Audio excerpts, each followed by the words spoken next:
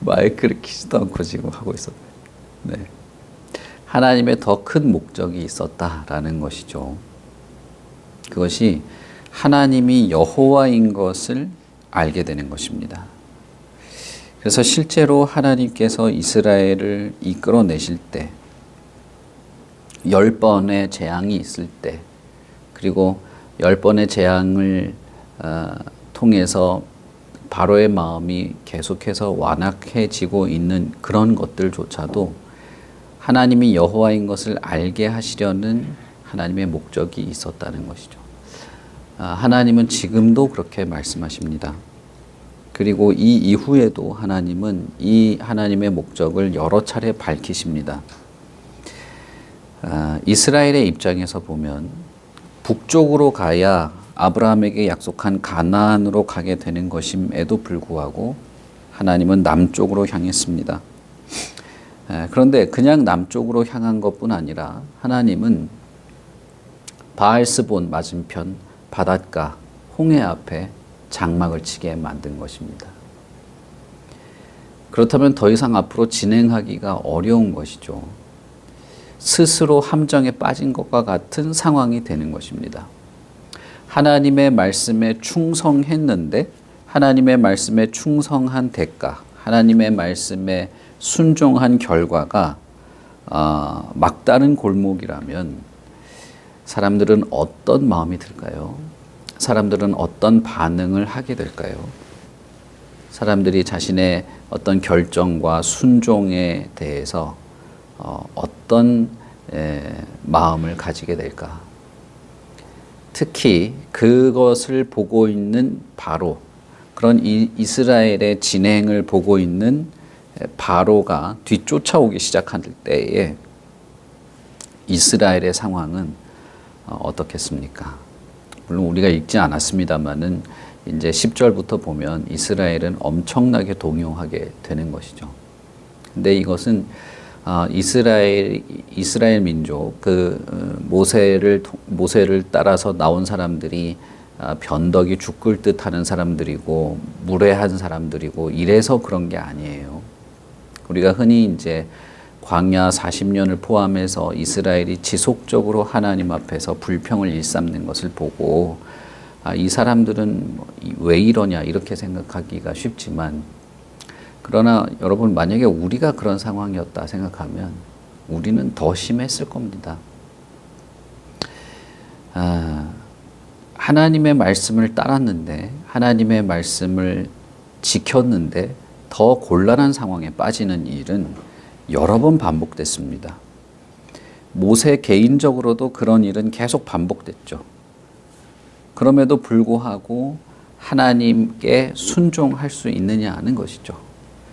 그런 상황이 반복되고 있음에도 불구하고 하나님의 선하심을 기억하고 하나님을 끝까지 의지할 수 있겠는가라는 것입니다.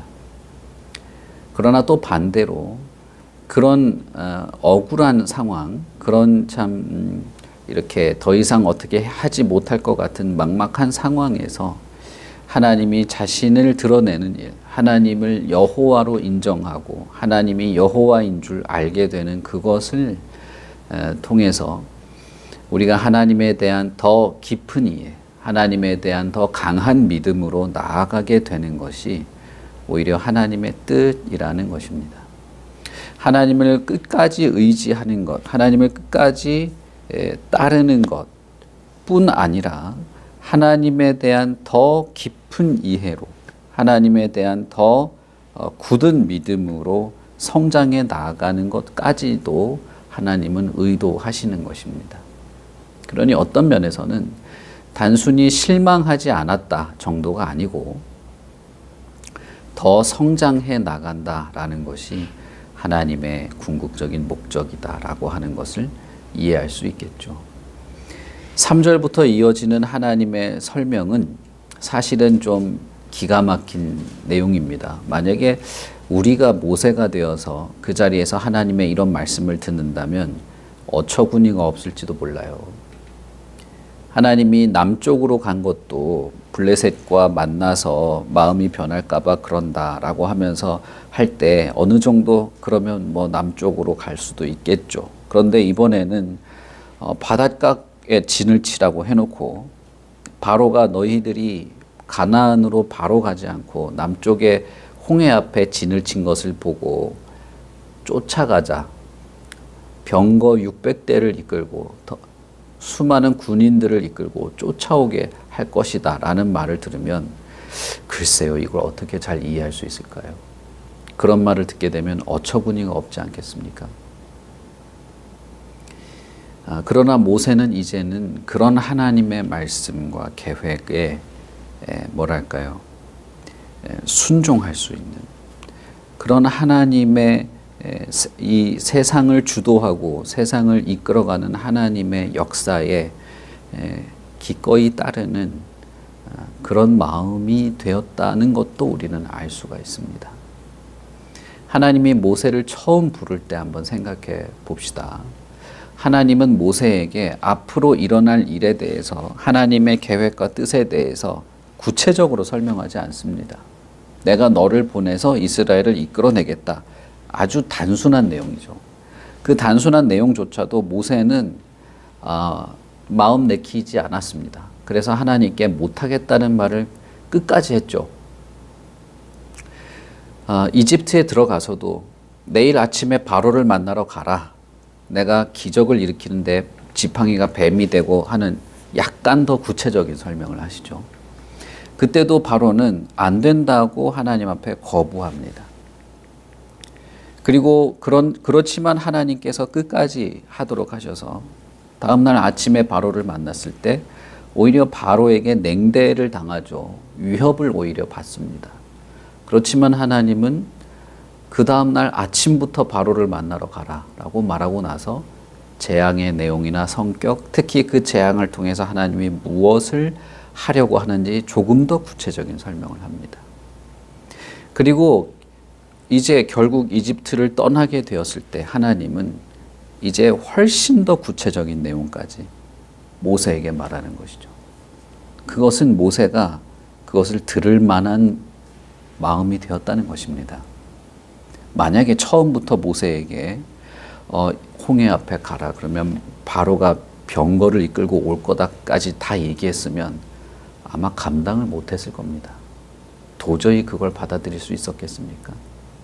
그러나 모세는 계속되는 하나님과의 만남과 하나님의 명령, 하나님의 뜻, 그것에 내키지 않아 했지만 그러나 어쨌든 하나님을 쫓아오면서 좀 더 정확하게 말하자면 하나님이 모세를 계속 갈고 닦고 깎아내며 연단해 나가는 과정 속에서 이제는 정말 어처구니 없는 이런 하나님의 뜻이라 할지라도 잘 이해하고 받아들일 만한 정도가 된 것이죠. 비로소 하나님은 구체적인 설명까지 모세에게 합니다. 근데 이 구체적인 설명은 사실 절망적인 상황을 말하는 거예요.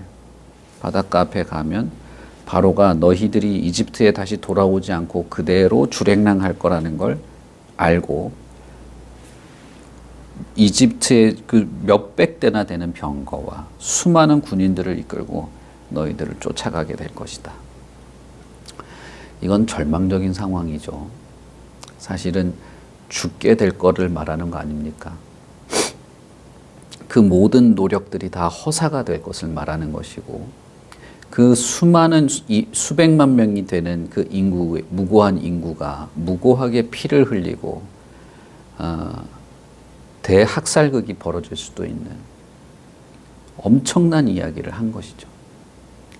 그러나 지금의 모세는 그런 하나님의 말씀도 받을 만한 하나님이 모세에게 말할 수 있을 만한 그런 마음으로 성장했다는 것입니다.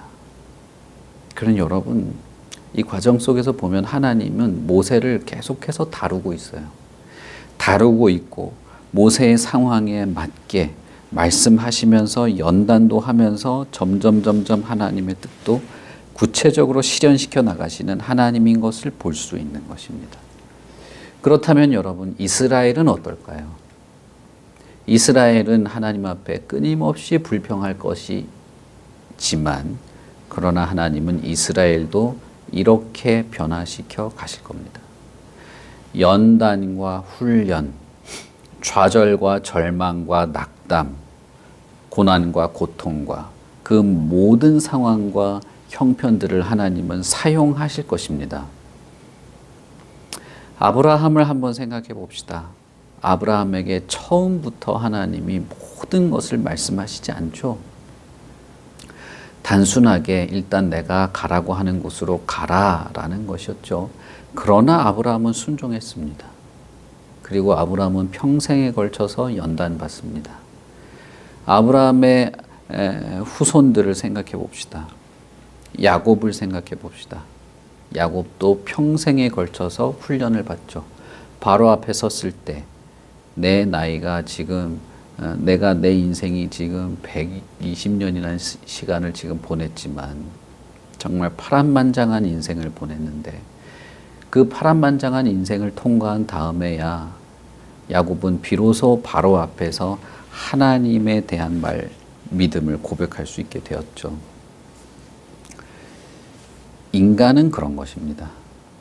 인간은 처음부터 대단한 것이 아니라 하나님의 끊임없는 다루시는 그 손길 안에서 자라나게 되고 성장하게 되는 것이고 모세나 이스라엘뿐 아니라 저와 여러분도 하나님의 교회도 마찬가지인 것입니다.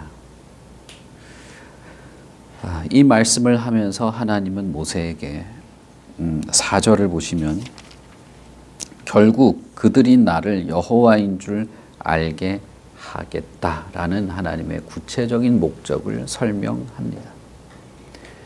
모세는 어떻게 하나님이 그 일을 통해서 영광 받으실지 알지 못했을 거예요.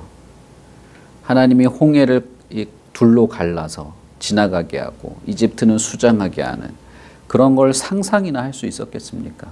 그러나 한 가지 분명한 것은 이 어처구니 없는 상황이 벌어지긴 했지만 그러나 하나님은 영광 받으실 것이고 이 상황을 통해서 하나님이 여호와인 것을 알게 하시는 하나님의 더 높으신 목적이 성취될 것이라는 것은 확신하고 믿고 알 수 있었다는 것입니다. 하나님은 모세에게 구체적인 설명을 그 전보다는 구체적인 설명을 하시지만 그러나 모세가 그 설명을 들었다고 할지라도 하나님에 대해서 완전하게 이해할 수 있는 것은 아닙니다. 여전히 모자란 것입니다. 그러나 분명한 것은 하나님의 의도, 하나님의 뜻, 하나님의 계획과 하나님이 이루실 일에 대한 신뢰, 그것에 대한 확신, 그것은 가질 수 있었다는 것이죠. 우리가 비록 바닷가에 진을 치게 되면 위기에 떨어질 수도 있다는 것을 알았지만 그러나 그 일이 하나님의 이름이 드높아지는 결과를 가져오게 할 거라는 하나님의 목적 때문에 순종한 것입니다. 그 일을 통해서 우리가 더 나은 사람이 될 거야. 더 풍요로워질 거야. 이걸 통해서 하나님이 더 많은 걸 채워줄 거야. 그런 게 아니에요. 그것 때문에 마음의 위로를 받고 용기를 낸 게 아닙니다. 이스라엘도 마찬가지고 모세도 마찬가지고 지금은 힘들지만 끝까지 하나님 섬기면 하나님이 우리를 더 축복해 줄 거야. 그런 게 아니에요. 흔히 한국 교회에서는 그런 식의 내용을 말을 많이 하죠. 위로할 때도 그렇게 말을 많이 합니다. 그런데 여러분 그 말은 맞아요. 그 말은 맞는 것입니다. 그러나 내가 바라는 축복과 하나님이 의도하시는 축복이 같지 않을 수도 있다는 사실은 이해를 해야 됩니다. 사실은 하나님이 의도하는 것, 성경에서 더 강조하는 것은 그래서 순종하고 그래서 용기를 낸 게 아닙니다. 하나님의 뜻이 성취될 것을 바라며 순종한 거예요. 내가 위기에 빠지는 일이 있다 할지라도 하나님이 높아진다면, 내가 이해할 수는 없지만 내가 곤경에 처하더라도 하나님의 뜻이 성취된다면 하고 싶은 그런 마음이었다는 걸 여러분 아셔야 돼요. 예수 그리스도께서 자신이 십자가에 매달려 처절하게 고통 가운데 죽는 일이 있다 할지라도 아버지의 뜻이 이루어진다면 그 잔을 마시려고 했던 바로 그 마음입니다. 모세가 가졌던 그 마음, 사도들이 가졌던 그 마음, 바울이 가졌던 그 마음, 예수 그리스도께서 가졌던 그 마음입니다.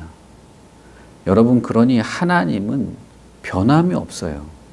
하나님은 자신의 피조물과 그 백성들에게 가지는 마음과 연단, 그리고 연단의 어떤 방향은 수천 년 동안 바뀌지 않았어요.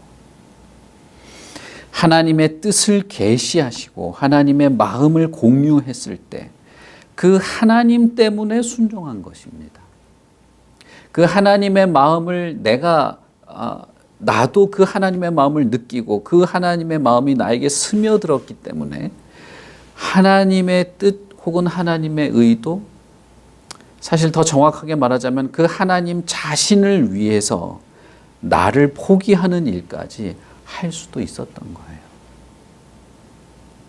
만약에 여러분, 모든 성도들의 삶이, 모든 교회의 어떤 행위나 그 목적이 이걸 우리가 잘 견디면 더 복이 있어, 이걸 더 잘 견디면 더 많은 걸 얻을 수 있어, 이걸로만 그걸 다 말해버린다면 사실 이 절에서, 불교 이 절에서 말하는 거랑 뭐가 다릅니까? 똑같은 거예요. 하나님은 자신의 피조물과 인격적 관계를 가지실 때 하나님에 대한 깊은 이해와 애정과 신뢰를 바탕으로 하기를 원하시는 것입니다. 모세는 앞으로 어떤 일이 벌어질지 구체적인 것까지 알 수 없었습니다. 하나님이 거기까지는 말하지 않았어요. 이전보다는 구체적으로 말했지만, 그러나 더 구체적인 것까지는 말하지 않았습니다. 그것은 아마 평생 모세에게 더 말하지 못할 수도 있습니다. 하나님에 대해서 그가 100% 이해할 수는 없기 때문에. 그러나 하나님은 모세에게 자신의 뜻을 계시하십니다. 그리고 모세는 그것을 믿고 하나님께 순종하는 것이죠. 바닷가로 가는 것입니다. 반대로 이집트에서는 어떤 일이 벌어졌는가? 그것은 5절부터 이어지는 내용인데, 이스라엘 사람들은 이집트에서 무슨 일이 벌어지는지 모르죠. 이제는 전혀 알 수가 없습니다. 그저 하나님의 뜻대로 갈 뿐입니다. 그러나 역사의 이면에서 하나님은, 이집트에서도 하나님은 어떤 역사를 이루시는데 그것은 바로를 완악하게 만드신 것입니다. 바로가 완악하게 되지 않았으면 훨씬 좋았겠죠. 그러나 하나님은 바로가 완악한 상태에 있도록 내버려 두셨습니다. 그 이유는 하나님의 영광을 위한 것이었어요. 내가 이집트를 통하여서 영광을 받겠다고 하시죠. 4절의 내용은 정말 이해하기는 쉽지 않지만, 그러나 어쨌든 하나님이 그렇게 말해요. 나는 이집트를 통해서 영광을 받겠다. 그래서 이집트 사람들이 다 내가 여호와인 줄 알게 하겠다. 이 일은 하나님밖에 할 수 없는 겁니다. 이스라엘은 이집트에 대해서는 이제 아무런 영향력을 가질 수 없죠. 처음부터 영향력이 없었지만 이제는 떠났고 끝났습니다. 이 일은 오로지 하나님만이 하실 일입니다. 이스라엘은 멀리 떠났지만 이집트의 그 역사의 이면에 그들이 모르는 장소와 시간대에서 하나님은 역사하셨습니다. 완악하게 했고 수백 명의 병거와 수백 명의 군대를 이끌고 이스라엘을 쫓도록 바로가 결심한 것입니다. 그래서 결국은 이스라엘이 장막을 친 곳까지 미치게 된 것이죠. 그 말은 이스라엘은 바로가 쫓아올 때까지 바닷가에서 꼼짝도 안 했다는 뜻이 되는 겁니다. 하나님이 이 두 일, 이스라엘에게는 순종할 수 있도록, 이집트에는 완악한 어떤 결정을 내리도록 모든 것을 하나님이 주도하셨어요. 모든 것은 하나님의 책임 가운데 있는 겁니다. 하나님이 이 모든 것을 이끄셨습니다. 목적은 계속 제가 반복합니다만 하나님이 영광 받으시고 하나님이 여호와인 것을 이집트도 알아야 되는, 이집트도 알게 되는 그런 것이죠. 그러나 이 지식은 완전히 상반된 두 가지 결과를 가져올 겁니다. 하나님이 여호와인 것을 알게 될 때 이스라엘은 나팔을 불고 북을 치면서 즐거워하게 될 겁니다. 그러나 하나님이 여호와인 것을 알게 되었을 때 이집트는 엄청난 절망에 빠지게 되는 것이죠. 여러분, 이것이 하나님의 심판의 성격입니다. 하나님의 심판 혹은 하나님의 공의, 하나님의 정의, 하나님의 영광, 하나님의 능력, 하나님의 어떤 영광이 드러나게 될 때 모든 사람이 즐거워하지 않습니다. 모든 사람이 기뻐하지 않아요. 기뻐하고 즐거워하는 사람은 하나님의 백성뿐입니다.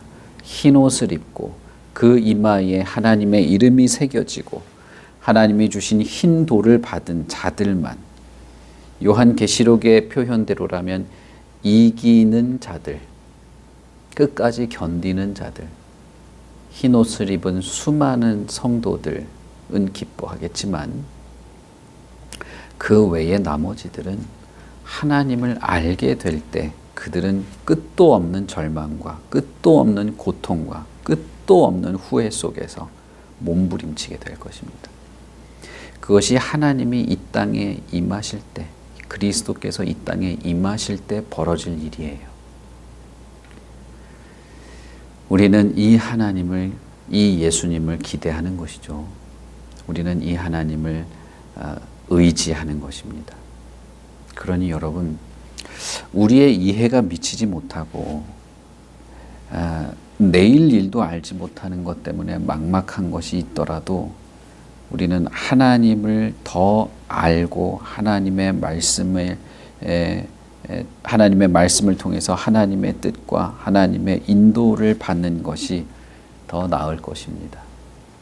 그리고 그런 마음의 용기가 오히려 우리에게는 더 필요할 것입니다.